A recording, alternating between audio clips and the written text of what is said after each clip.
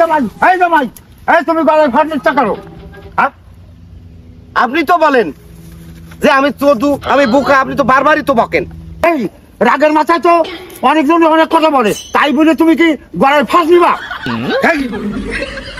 কিরা কইছে আমি গলায় ফাঁস নিচ্ছে? হ্যাঁ, এই যে চলে জামাই, আর দেখতেছো গলায় ফাঁস নিচ্ছ, কার কাছে মনে রাখবে?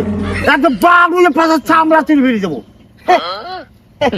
আপনি জানেন না শ্বশুর ফাদার অতি চালাকের গলায় দড়ি, তাই আমি এখন থেকেই গলায় দড়ি নিয়েই চলবো। এই তুই যে গাছ বলো, সেই আবার ওই প্রমাণ করলি। আমি আবার কি করলাম? তোরে তো একটা কাজ দিলি, করতে পারিস না। আরে আমি সেদিনকে বাজারে গেছি, কিনলাম একটা ইলিশ মাছ, বাড়ি এনে দেখি সেটা পচা, খালাম একটা বাঁশ। বাঁশ খাতে গেলেন কেন শ্বশুর ফাদার?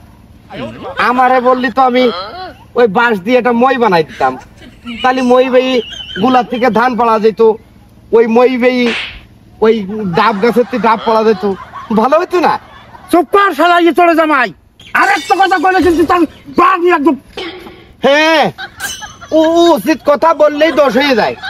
এই যে আপনার নাতি ছেলে আমার কাছে বায়না ধরেছে, সে গাধার পিঠে উঠে ঘুরে বেড়াবে। বলেন তো আমি আর গাধা কোথায় ভাই? গাদার দরকার নেই, তোর পিঠে উঠে ঘোরা দেখো এমনি কান্না থেমে যাবে। শ্বশুর ফাদার, যদি আপনি আমার সাথে করেন চালাকি, তাহলে পরে বসবেন চালাকি। আপনি যে আমারে ওইভাবে গাধা বললেন, তা মনে হয় আমি বুঝতে পারিনি। আমি কিন্তু সবই বুঝতে পারিছি যে আপনি ওইভাবে আমাকে গাধা বললেন। বুঝতে পারছি, আগের থেকে একটু একটু চালাক হচ্ছ। এখন তো আমি চালাক হওয়ার জন্য বই পড়া ধরছি, আর ওই তো সকালবেলা কাঁচা বাদাম ভিজে খাচ্ছি, চালাক হয়ে যাবো। তোর কেমন বুদ্ধি হয়েছে? আমার একটা প্রশ্নর উত্তর দিয়ে দিন, বলতো এই পৃথিবীটা কেন ঘরে? শ্বশুর ফাদার, আপনি মনে করেছেন আমার বুদ্ধি হয়নি? এই পৃথিবীটা ঘরে হলো পেটের দায়, কারণ সবার পেটের ধান্দা আছে। তুই তো দেখতেছি যাতে মাতাল তালে ঠিক, তোর সাথে মেয়ে বিয়ে দিয়ে আমি জীবন ভর জড়িয়ে ফুলিয়ে মরতেছি। কেন, কি আইছে? এই তুই জানতিস তো মেম্বারশিপ পাস করতে পারবি নি, তা তুই মেম্বারশিপ দাঁড়ালি কেন? আপনি তো দেখছি আমার চাইতেও ব্যাকল। আমি তো ভোটে জেতার জন্য মেম্বারশিপে দাঁড়াইনি, আমি দেখতে চেয়েছিলাম যে এই গ্রামে আমার মতো ব্যাকল আর কতজন আছে, তাই হিসাব নেওয়ার জন্য দাঁড়াইছিলাম।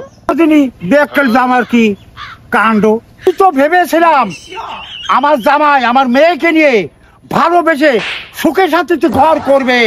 ফাদার, আপনি একটা কথা কইলেন, সবাই যদি ভালোবাসা দিয়ে ঘর করে, তাইলে রড সিমেন্ট বালু এগুলো দিয়ে মানুষ কি করবে? ওরে বাবা রে, তোর এই কথাবার্তার কারণে তাইতে আমার মেয়ের রাগ ওঠে। আপনার মেয়ের যে এত রাগ আসে, তা কি ট্রেনে, বাসে, হেলিকপ্টারে না প্লেনে? ওরে আল্লাহ রে, তোকে আজকে মেয়ে